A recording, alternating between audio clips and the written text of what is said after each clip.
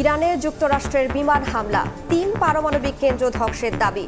ওয়াশিংটনের কঠোর পরিণতির হুঁশিয়ারি তেহরানের। পুতিনের সঙ্গে আলোচনায় মস্কো যাচ্ছেন Araghchi. The US administration holds sole and full responsibility for the consequences of its actions. ইরানের পারমাণবিক স্থাপনায় হামলায় উদ্বিগ্ন ঢাকা। আগামী সপ্তাহ থেকে ফিরতে শুরু করবেন আটকে পড়া বাংলাদেশিরা। ইরানের পারমাণবিক স্থাপনাগুলোতে সাম্প্রতিক হামলার ঘটনায় গভীর উদ্বেগ প্রকাশ করছে। প্রত্যাশীদের প্রথম দলটি আগামী সপ্তাহেই বাংলাদেশে পৌঁছাবে।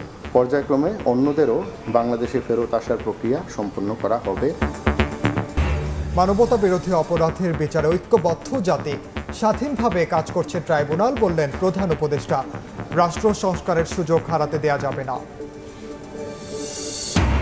শান্তিপূর্ণ ক্ষমতার হস্তান্তর চায় যুক্তরাষ্ট্র। ফখরুল মার্কিন প্রতিনিধি সাক্ষাৎ। অংশগ্রহণমূলক ভোটের আশা জাপানের।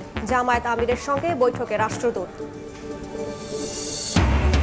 ইসিতে নিবন্ধনের আবেদন এনসিপির শাপলা প্রতীক চাইলেন নেতারা। নির্বাচনে অনিয়মে শেখ হাসিনাকে প্রধান আসামি করে 3 কমিশনের বিরুদ্ধে বিএনপির মামলা।